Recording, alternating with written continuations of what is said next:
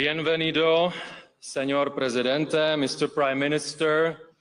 Welcome back to Davos. Welcome back to the annual meeting of the World Economic Forum. This is the 5th time that we have the pleasure to have you here on this stage. So, Prime Minister, under your leadership, Spain is experiencing robust economic growth after a period of intensive reform, transforming the country into one of the growth engines of the Eurozone. GDP grew by 3% in 2024 and will remain strong at 2.3% this year based on the OECD numbers. So last year, you were the fastest growing major advanced economy. Spain has also played a critical role in addressing some of the most urgent global challenges. As a country highly engaged on the climate and nature agenda, you have also understood that adaptation and mitigation represent both a clear human imperative, but also an economic opportunity. In the Middle East, Spain has worked tirelessly to promote peace, stability, and humanitarian support in the region. So, Prime Minister, you have also strongly supported Ukraine's sovereignty and territorial integrity, working with international partners to provide both humanitarian and military assistance while pushing for lasting peace, just peace, and security in Europe. Today, we are fortunate to have you with us, and you will share with us your vision for Spain and its role in Europe and the world. And obviously, the world is changing rapidly, so we're very curious to hear from you. Mr. Prime Minister, the floor is yours.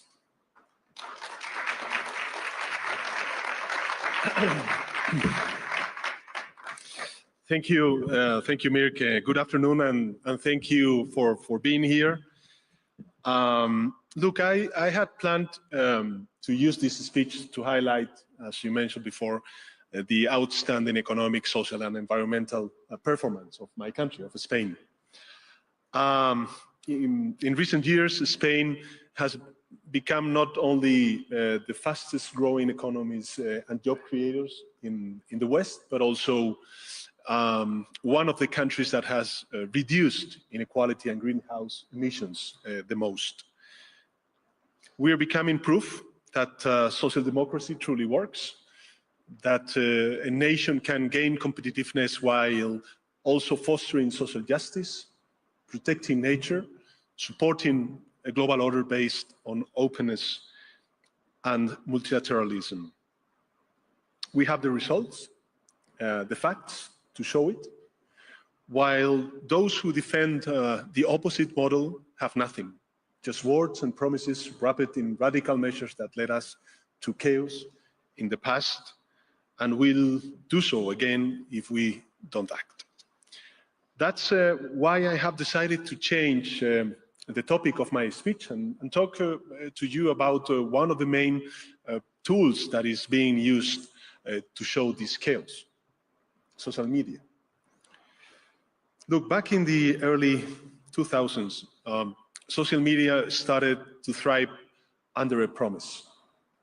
Their founders told us that they would unite people and strengthen our democracies with new ideas, with more pluralism, with extended accountability over the powerful. And based on that promise, we all joined. Public institutions, governments, companies, people, around 5 billion users. That is over 60% of the global population. In the following years, part of that foundational promise was fulfilled. At least for a while, social media did change the way of work, the way we work, get informed, interact with each other. They build bridges between like-minded people who were physically far away and expanded the scope of the public debate by allowing citizens to share their views beyond the constraints of governments and traditional media outlets. Movements for justice and change like Me Too or Fridays for Future would not have been possible without them. But with all these gains also came huge downsides, hidden in the bowels of the algorithms, like invaders concealed in the belly of a Trojan horse. We didn't realize it then, but we do know. We do now. Now we know that the seamless and free connectivity offered by social media also came with cyberbullying, hate speech, sex offenses, privacy violation, and a terrible rise of anxiety, violence, and loneliness. Now we know that far from bringing humanity together and empowering the people, these platforms have resulted in a concentration of power and wealth in the hands of just a few. All of this at the cost of our social cohesion, our mental health, and our democracies. So let's open our eyes. Academic research and political science are there for anyone who wants to see them. Major social media are harming the liberal order and the democratic system in at least 3 powerful ways that we cannot continue to ignore. First, social media are oversimplifying and polarizing the public debate. 280 characters or a 30-second video are not enough to explain almost anything important. The migration of the political debate from the institutions, newspapers, and coffee shops to social media is making us replace rigor for immediacy and complexity with brevity. It is preventing us from explaining things properly, from recognizing that choices often involve trade-offs, and from engaging in substantial conversations with those who think differently. Instead, it is making us focus on creating catchphrases to gain likes and shares of our own echo chambers. And this, in turn, is transforming us into a society increasingly divided and easy to manipulate. Such a drift is by no means the result of chance. On the contrary, it is deeply connected to the second way in which social media are eroding our democracies, by fostering misinformation. Every day, our feeds and walls are filled with altered images, flawed data, and fake news that distort our perception of reality. Fake news that made many people believe that the COVID-19 virus didn't exist, that the ethnic and cultural minorities that live in our countries are the source of all our problems, that the state is a scam working against the interests of citizens. Every day, we consume millions of fake news that are 70% more likely to be shared than the real ones, and that the owners of large social media companies have chosen not to stop.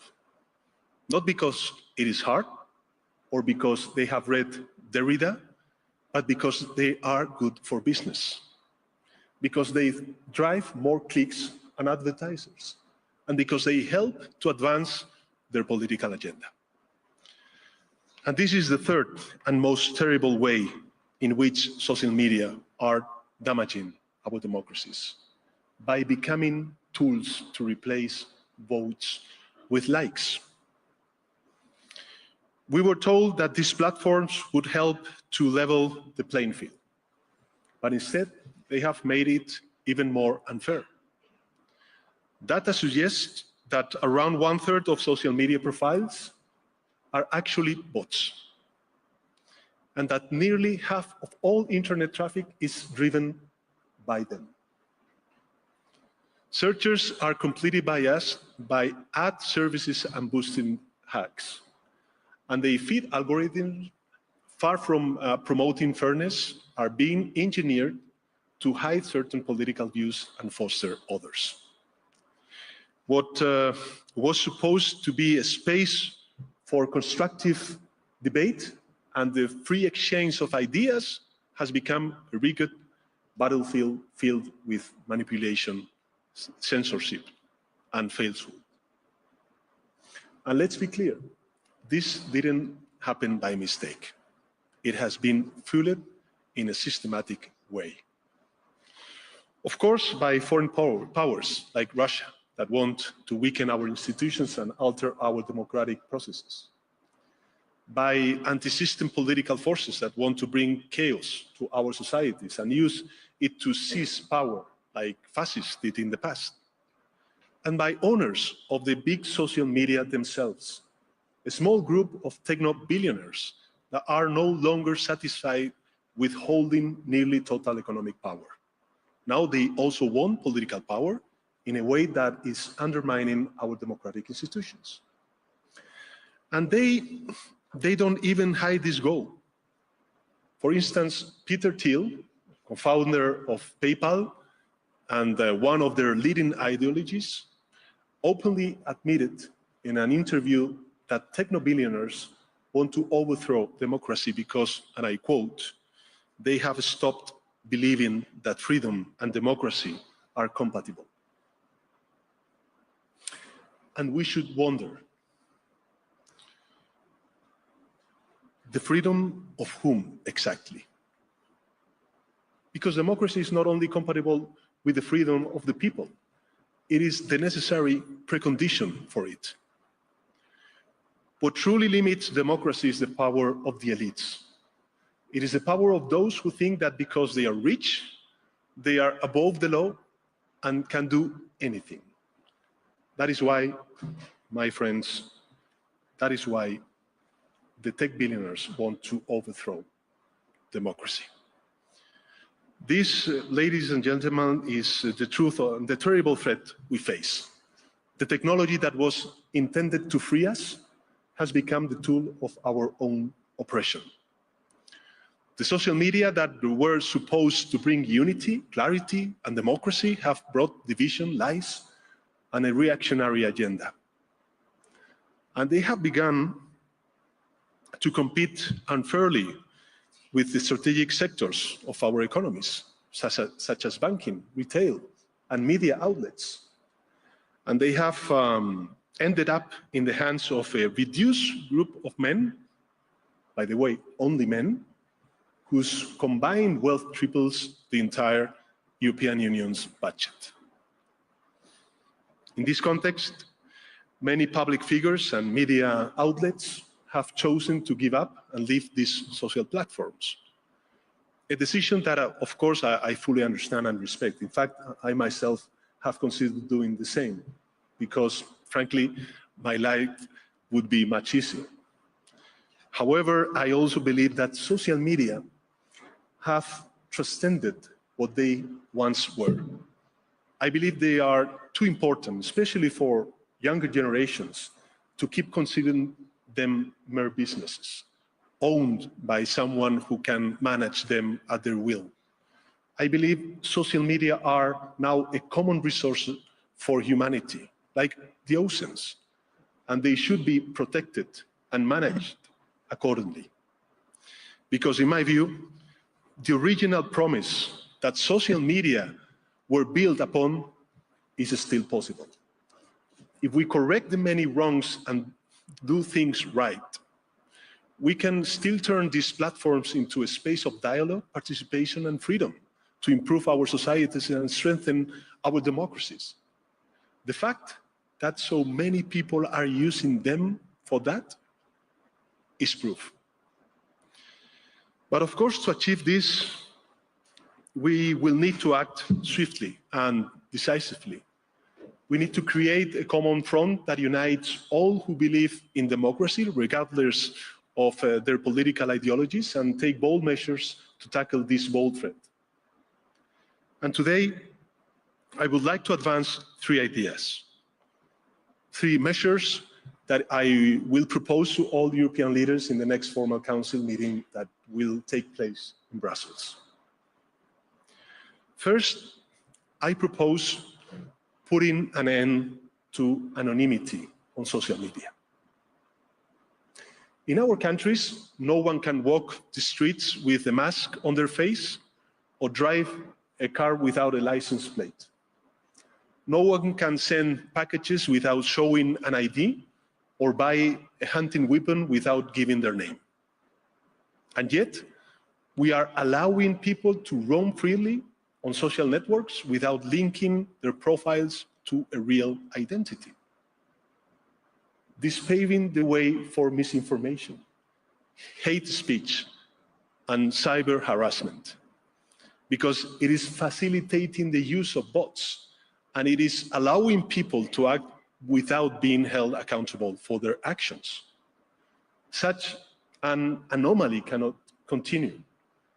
In a democracy, citizens have the right to privacy, not to anonymity or impunity, because with those 2, social coexistence would be impossible.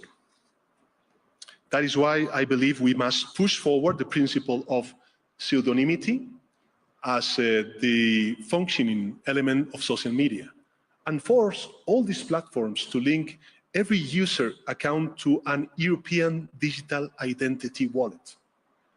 This way, citizens could use nicknames if they want, but in the case of a crime, public authorities would be able to connect those nicknames to real people and hold them responsible. Because accountability is not an obstacle to freedom of speech, it is an essential complement to it. On social media user, or it's much better to say, one social media user, one real ID.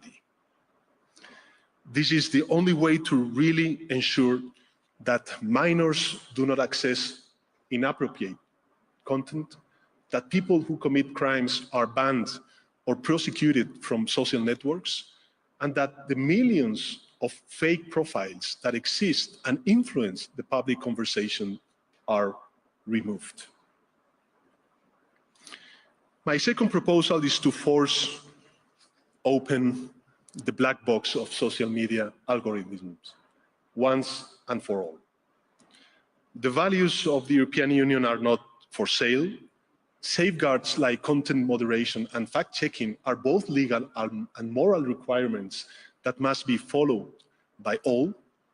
That's why I think we have to fully enforce the Digital Services Act, making it clear to big companies that its provisions are non-negotiable and strengthening sanctions for those who do not comply. By the same token, I believe we should also reinforce the capacities and competences of the European Centre for Algorithm Transparency, so it can inspect the functioning of social networks without any limitations, and create special funding to make this issue one of the EU top research priorities. We must put our brightest mind to work on this, just as the enemies of democracy are doing.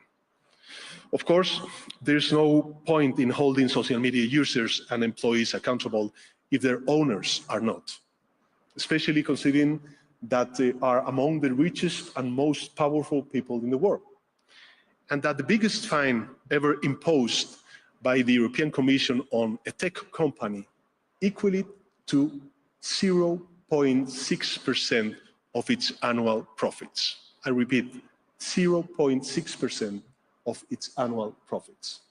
Or to put it differently, to what that company earned in less than a day. So that's my third and final proposal. That we make sure that social media CEOs are held personally accountable for non-compliance with laws and norms in their platforms, just as it happens in other sectors. For instance, the owner of a small restaurant is responsible if their food poisons customers. Social media tycoons should be held responsible in their algorithms poison our society. In short, ladies and gentlemen, what I'm proposing is that we take the fight, that we face this threat head-on, because our ability to do so will likely determine the health, safety, and freedom of our children and the generations to come. So let's take back control. Let's return digital platforms to their original purpose and transform them into safe and fair spaces for conversation.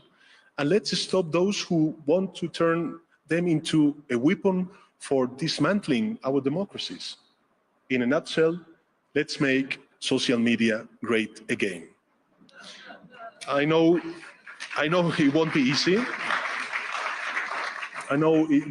I know we are all scared, because the people we are up against are extremely powerful. They have almost unlimited financial and technological resources and very dangerous allies, and they play dirty because they don't follow our moral rules and live in a world without consequences. But I know that we can win this battle, because we're right, because we're more, and because we've done it before. Thank you very much.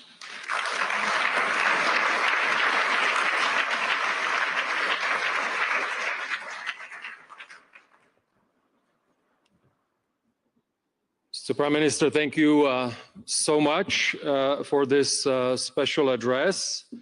As is our tradition here, we would like to have still a little bit of a conversation. I think we have a few minutes left. You've covered democracy, social media.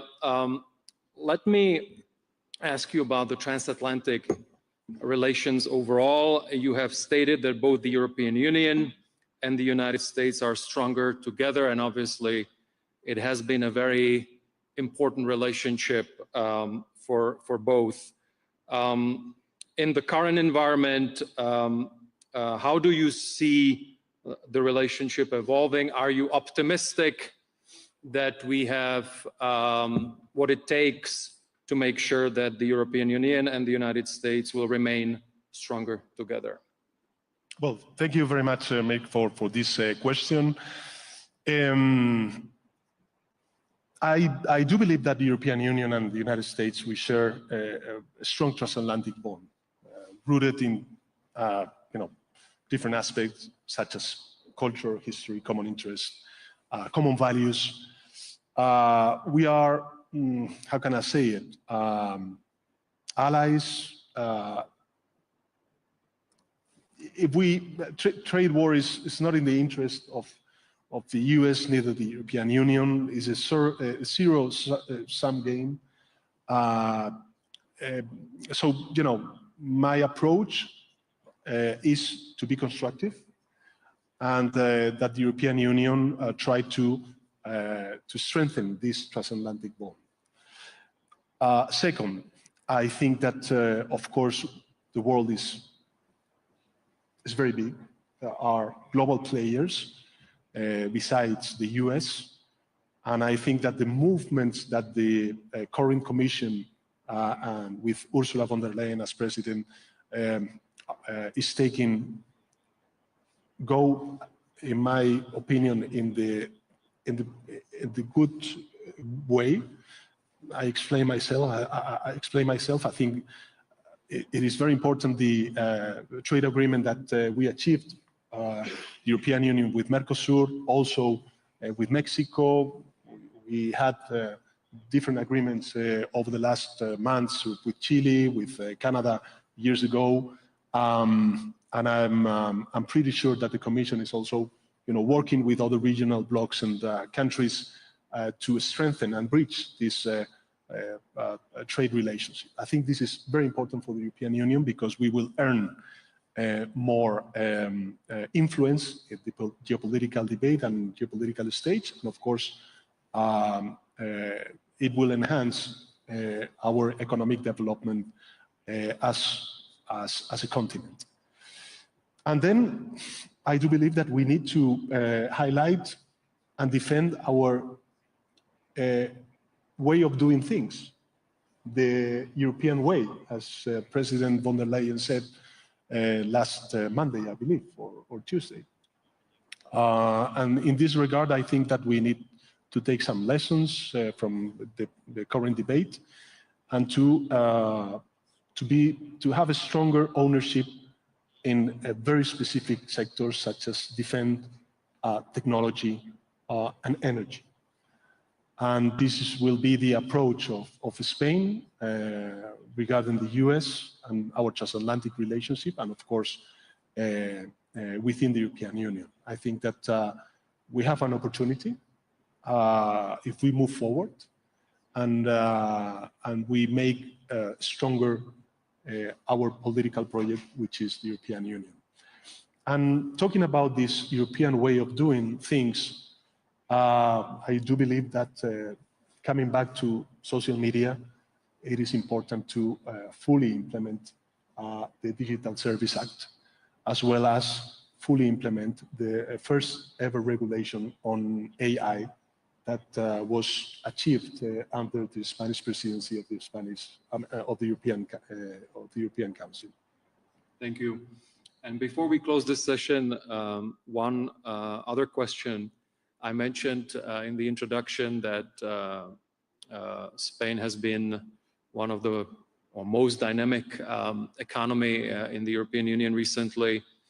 But there is a lot of commotion around the economic agenda right now at the EU level as well. We all know that we have two important reports that came out from Mr. Letta and from Mr. Draghi last year. We also know, of course, that we have a new commission with many new initiatives. What would be, based on the Spanish experience, because you've been looking at how to attract more high-tech, more innovation-intensive companies, you are very competitive on the energy landscape. So what are the lessons that maybe you have learned? And based on that, what would be your bold proposals for Europe on the economic front so that it can be more in control of its competitiveness in this changing world? So I don't like to give any kind of lessons to my allies and the rest of the member states. I don't like to see a kind of different blocks within the European Union, the Northern Bloc and the Southern Bloc. But it's true that from the South, we can also provide solutions to common challenges that we are facing as a continent or as a political project, the European Union, I mean, no? For instance, I remember when the war started, the energy crisis that we suffered, and how from the Iberian Peninsula we provided different answers based on our different energy policy, renewables and green energy policy, to earn more energy autonomy as the European Union. So I would say that we can provide solutions to common challenges that Europe is facing. Second, I do believe that that this combination of structural reforms and funds to enhance this digital transformation and a green transition is a good formula, is a good equation, which I think that we need to repeat it after 2026, because at the end of the day, if we define altogether public goods at European scale, such as defense, security, digital, or science and energy, as Draghi reported stated, I think that we could enhance productivity and competitiveness for Europe. And last but not least, I think that that we need more trade, not less. I think that, as I said before, What is important to show the rest of the world is that we are an open society, open economies, and what we want to do is to strengthen multilateralism and, of course, to bridge positive relationship with other parts of the world. Of course, we want to do it with the European Union and with the US, of course, but we also want to do it with Latin America, which is a region very close to Spain and, of course, to Portugal, but with Africa, with Asia, with China. I think one of the challenges that we have ahead, the European Union as a whole, is how do we define a positive and a constructive, and of course, an exigent one, relationship, a common relationship towards China. So we have a lot of challenges ahead, but as all Europeans know, crisis is that tool that Europe needs to move forward. The thing is that really we know what we need to do. Mm-hmm. You were talking before about the capital union market. It is a must. Mm-hmm. There's a lack of political willingness, and this is something that now we need to overcome. We need that political willingness in order to have that tool and to enhance productivity and competitiveness in Europe. Mr. Prime Minister, thank you for your address today, also for the short conversation. I really appreciate it that you shared your views, but also you shared a lot of solutions, ideas, and it is a very can-do, on the front foot attitude that you showed us here. Really appreciate it. Good luck with your work to more competitive Europe, and we look forward to welcoming you back at the annual meeting in the future. Thank you. Thank you very much.